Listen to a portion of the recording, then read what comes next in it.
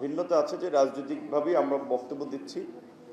এই গণ অভ্যুত্থানের এইরকম একটা নিয়ন্ত্রিত মিডিয়ার মধ্যেও যে সাংবাদিকরা আসলে একটা ভূমিকা রেখেছিল এবং সাংবাদিকদেরও যে একটা ত্যাগ আছে সেটা হয়তো ওইভাবে আলোচনা আসে নাই। বিপ্লবী ওয়ার্কার্স পার্টির আজকে আলোচনায় কয়েকজন সিনিয়র সাংবাদিক কথা বলেছেন, সামনে কয়েকজন বসা আছেন, সেজন্য এই আলোচনাটা আমার কাছে একটু গুরুত্বপূর্ণ এবং ভিন্ন মনে হয়েছে যে তাদের কথাগুলো শোনা দরকার। যেটা আমরা কয়েকবার এই ঐক্যমত্য কমিশনের আলোচনাতে আমরা বলছিলাম যে আমরা যে এই 30 কিংবা 31টি রাজনৈতিক দল ও জোট যারা সংস্কারের সমস্ত বিষয়ে মতামত দিচ্ছি, আমরাই সব না, আমাদের বাইরে বড় একটা অংশ আছে।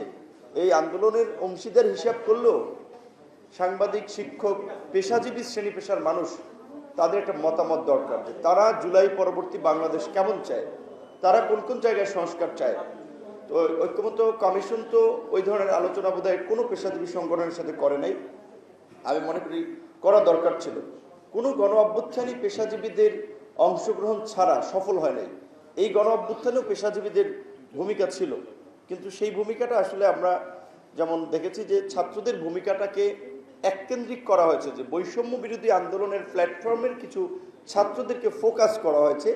বাট এর বাইরে যে ছাত্রদল একটা বড় সংগঠন, শিবির একটা বড় সংগঠন, ছাত্র ইউনিয়ন, ছাত্র ফেডারেশন, ছাত্র অধিকার পরিষদ, এরকম অনেক ছাত্র সংগঠন যারা ধারাবাহিকভাবে হোক, তার সংগঠন ছোট কিন্তু রাজপথের আন্দোলন সংগ্রামে সে কম্প্রোমাইজ করেনি। এমনকি এই 28শে অক্টোবর কেন্দ্রিক যে আমাদের বিরোধী দলসমূহের যে আরেকটা গণ আন্দোলনের প্রস্তুতি ছিল, সেই আন্দোলনের পূর্বেও যে বিভিন্ন ধরনের ছাত্র সংগঠন, শ্রমিক সংগঠন, পেশাজীবীদের যে ঐক্য গঠিত হয়েছিল ইঞ্জিনিয়ারিং ইনস্টিটিউটে, এবং এইখান থেকেই ফ্যাসিবাদ বিরোধী ছাত্র ঐক্যের যাত্রা হয়েছিল। আমি খুব অবাক হয়েছি। আমি 2 থেকে 3 বার বোধহয় প্রধান উপদেষ্টাকে বলেছিলাম যে স্যার, আপনি তো তরুণদেরকে ভালোবাসেন, আপনি বাইরের বিভিন্ন নামকরা বিশ্ববিদ্যালয়ে যান, তাদের সাথে কথা বলেন, ইন্টারাকশন করেন। তো এই গণ অভ্যুত্থানের তরুণ যারা ভূমিকা রাখলো, স্যাক্রিফাইস করলো, আপনার কথায় আপনার যারা নিয়োগকর্তা, এই সমস্ত তরুণদের প্রতিনিধিত্বশীল সংগঠন বলতে আমরা যাদেরকে বুঝি ছাত্র সংগঠন, তাদেরকে ডেকে একদিন আপনি গল্প করেন, চা খান, কথা বলেন। আপনি শুধুমাত্র বৈষম্য বিরোধী কয়েকজন ছাত্রের লেন্স দিয়ে গোটা ছাত্র সমাজকে দেখলে তো হবে না। কিন্তু দুঃখজনক যে এই 11 মাসে দেখলাম না আমাদের প্রধান উপদেষ্টা কিংবা অন্যান্য উপদেষ্টারা তাকে এটা বলেছে যে এই আন্দোলন তো স্টুডেন্টরা বড় একটা স্টেক হোল্ডার, রাজনৈতিক ছাত্র সংগঠনের মানে জেনারেল ছাত্ররাও, সেটা আমরা দেখি নাই। আমি তো 11 দিনের রিমান্ডে ছিলাম।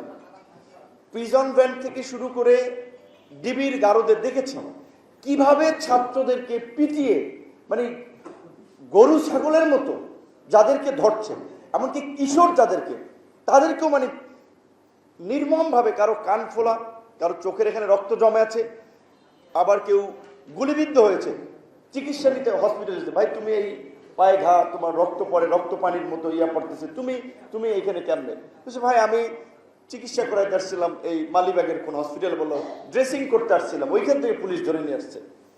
আবার আপনারা জানেন যে এই জুলাইয়ের শেষ দিকে অনেক সরকারি হসপিটাল, সেটা ঢাকা মেডিকেল, VSMMU, চিটাগং কিংবা বরিশাল ডিভিশনাল পর্যায়ের অনেক হসপিটালও চিকিৎসা দিতে অনীহা পোষণ করেছিল। গুলিবিদ্ধ কোনো ছাত্রকে ভর্তি করে নাই এবং অনেককে ফেলে রেখেছে যে সে মরুক, কারণ তার অপরাধ, সে কেন এই আন্দোলনে গেল। তো এই ধরনের বর্বর কর্মকাণ্ডের সাথে যে সমস্ত আবার এই পেশাজীবীদের একটা অংশ ডাক্তাররা ছিল, তাদের কয়জনকে চাকরিচ্যুত করা হয়েছে আমি জানি না।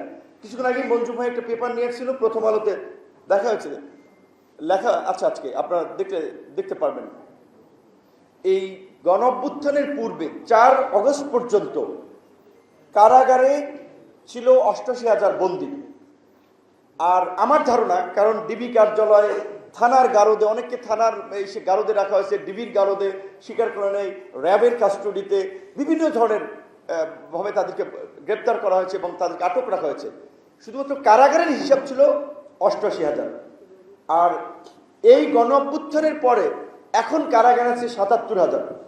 তাহলে গণ অভ্যুত্থানের চেয়েও এইরকম একটা মানে পূর্বে ছিল তার, আর এইরকম একটা পট পরিবর্তন হয়ে গেল। স্বাভাবিকভাবে পৃথিবীর বিভিন্ন দেশে এই ধরনের বিপ্লবের পরে কয়েক হাজার মানুষকে চাকরিচ্যুত করা হয়, কয়েক হাজার মানুষকে বন্দি করা হয়, কিন্তু দেখা যাচ্ছে 10,000 কম বন্দি আছে। এখন কথা আমি নিরীহ মানুষকে বন্দি করা হোক সেটা আমরা চাই না, কিংবা গোপালগঞ্জে যদি মানে ভিন্ন মতের কোনো মানুষকে গুলি করে মারা হয় এইটা আমরা চাই না, যেটা আমাদের সম্ভবত শহীদুল্লাহ ভাই আপনার দেশ স্বাধীনের পরের ঘটনা এক্সাম্পল দিয়ে বলছিলেন যে সেই সময় তাজউদ্দিন আহমেদ সাহেব সেটা আপনার প্রোটেস্ট করেছিল।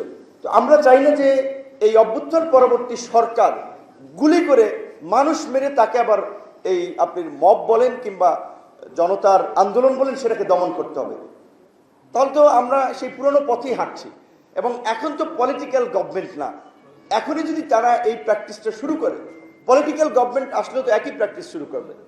এবং এই যে গণ অভ্যুত্থানের পরে আমরা ব্যাপক সংস্কার, স্বল্প সংস্কার, গভীর সংস্কার, অনেক সংস্কার, কম সংস্কার, বিভিন্ন সংস্কার নিয়ে আলাপ করছি, অথচ মূল সংস্কারের যে জায়গাটা ছিল আমি মনে করি যে এই গণ অভ্যুত্থানের পরপর আমাদের পুলিশ এবং জনপ্রশাসনের সংস্কার, যে তাদের যে শুধুমাত্র নৈতিকভাবে তাদের নৈতিক স্খলন ঘটেছে সেটা না, তাদের পেশাদারিত্ব তো অনেক আগেই তারা কবর দিয়েছে। যার কারণে তো যখন সামরিক শাসক এরশাদ সাহেব ছিলেন তখনও যেমন পুলিশকে বলা হতো এরশাদের পেটোয়া বাহিনী, বিএনপির সময় বিএনপির পেটোয়া বাহিনী, আওয়ামী লীগের সময় আওয়ামী লীগের পেটোয়া বাহিনী। তো পুলিশ তো সবার পেটোয়া বাহিনী হিসেবে গালি শুনছে। তাহলে পুলিশকে পেটোয়া বাহিনী বানাচ্ছে কারা, কোন সিস্টেম? সেই সিস্টেমের পরিবর্তনে 11 মাসে কোনো আলাপ আলোচনা হয়েছে? খুব বেশি পরিবর্তন হয়েছে? কিংবা যেই জনপ্রশাসন, বরং এই পুলিশ রাজনৈতিক নেতৃবৃন্দের সমঝোতায়, সক্ষতায়, কিংবা ছাত্রদের, সমন্বয়কদের ব্যবসা বাণিজ্য গ্রেপ্তার আগের মতোই বহাল আছে। এখনো বিভিন্ন জেলায় এসপি পোস্টিং নিচ্ছে, ডিসি পোস্টিং নিচ্ছে টাকা দিয়ে। জনপ্রশাসনের আমরা যদি দেখি চিত্রটা, জনপ্রশাসনে আপনি দেখেন ডিসি ইউনোদের বিহেভিয়ার কিংবা তাদের কর্মপদ্ধতি মানুষের প্রত্যাশা অনুযায়ী কিছু আছে? সাধারণ মানুষ কি এখনো ইউনো অফিসে গিয়ে মনে করতে পারে যে এটা একটা সরকারি অফিস, নাগরিক হিসেবে আমি এখানে আমার একটা সমস্যা নিয়ে যেতে পারি? তার রাজনৈতিক পরিচয় না থাকলে তার কোনো দাম নাই। তাহলে আমরা যে নাগরিক অধিকার এবং মর্যাদার একটা নতুন বাংলাদেশ বিনির্মাণ করতে চেয়েছিলাম, একবারে সিম্পল এবং মৌলিক কিছু সংস্কার এই সরকার চাইলে যেটা করতো, বিএনপিও বাধা দিত না, কেউ বাধা দিত না, জামাতও বাধা দিত না, আমরা কেউ আমরা বাধা দিতাম না। হয়েছে সত্যিকার অর্থে প্রশাসনে বিএনপি এবং জামাতের পুনর্বাসন। অবশ্যই বিএনপি জামাত রাজনৈতিক পরিচয়ের কারণে যদি প্রশাসনে কেউ বঞ্চিত হয়ে থাকে তাদের মূল্যায়নের আমরা পক্ষে, কিন্তু প্রশাসনকেও যদি আবার এখন বিএনপি জামাতের পুনর্বাসন করা হয় তো এই প্রশাসনও তো আগের প্রশাসনের মধ্যে পলিটিক্যাল বিহেভ করবে। সেক্ষেত্রে আমরা যে একটা জনবান্ধব নিরপেক্ষ পেশাদারিত্বের প্রশাসন আমরা চেয়েছিলাম সেগুলো কিন্তু আমরা পাচ্ছি না। রাজনৈতিক সংস্কারের ক্ষেত্রে আমরা অন্তত ভেবেছিলাম যে রাজনৈতিক দলগুলোর মধ্যে একটা পরিবর্তন হবে, উপলব্ধি হবে। ওই যে মঞ্জু ভাই বলে গিয়েছিলেন যে যারা গত 16 বছরে প্রকাশ্যে একটা মিছিল করতে পারেন নাই, প্রকাশ্যে হাঁটতে পারেন নাই 10 জনে মিলে, এখন তারা সভা সমাবেশ করে হুঙ্কার দিচ্ছেন, বিভিন্ন প্রতিষ্ঠান দখলে নিচ্ছেন, স্কুল কলেজ মসজিদ মাদ্রাসা থেকে শুরু করে সচিবালয়।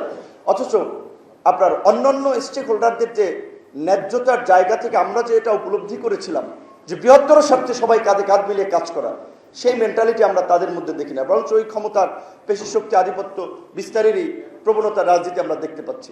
আপনি নিশ্চয়ই একটা কথা বলে শেষ করবো, মঈন স্যার এখানে আছে দেখে আমার এই কথাটা মনে পড়ছে। কথাগুলো হয়তো অনেকে আমার ভালো লাগবে না, কারণ আগে আওয়ামী লীগের বিরুদ্ধে, হাসিনার বিরুদ্ধে স্লোগান দিতাম, গালি দিতাম, বিরোধী দল সবাই বাহবা দিত। আবার এখন আমাদের স্টেক হোল্ডারদের অপকর্ম নিয়ে কথা বললে তারা মনক্ষুণ্ণ হয় যে কি খবর, আবার বিপিনুর আমাদেরও সমালোচনা করে। আমি তো একজন ইন্ডিভিজুয়াল, আমার তো একটা আইডেন্টিটি আছে, আমি তো কোনো রাজনৈতিক দল করি না যে আমি সেই দলকেই সাপোর্ট করে যাবো বা তাদের সার্ভিস করে যাব। এটাতে কেউ খুশি হলো অখুশি হলো এটা আমার বিষয় না। শেষ কথা বলতে চাই এটা যে মঈন স্যারকে দেখে, তিনি ঢাকা বিশ্ববিদ্যালয়ের শিক্ষক ছিলেন, আপনারা জানেন, তার মতো একজন ভদ্র সজ্জন মানুষ রাজনীতিতে এসেছিলেন। 28শে জুলাই, সম্ভবত 28-29শে জুলাই 2023-এর যে বিএনপির একটা কর্মসূচি ছিল ঢাকার 4 পয়েন্টে প্রবেশ মুখে অবস্থান নেওয়া, মঈন স্যার এই বয়সেও সেই কর্মসূচি সফল করার জন্য উত্তরা গিয়েছিলেন, তাকে বিএনএস সেন্টার ওখানে দায়িত্ব দেওয়া হয়েছিল।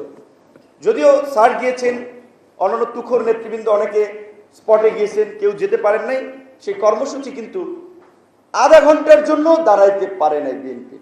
আমরা সবাই মিলে চেষ্টা করছিলাম, বিএনপির সাথে আমরাও রাজপথে ছিলাম। তো এই গণ অভ্যুত্থানটা যেটা আরেকজন বক্তা বলেছিল যে মঞ্জু ভাই সম্ভবত বলেছিল কিভাবে দিনের পর দিন যাত্রাবাড়ি, উত্তরা, মিরপুরে মানুষ বন্দুকের নলের সামনে ওই এলাকাকে কর্ডন করে রেখেছিল।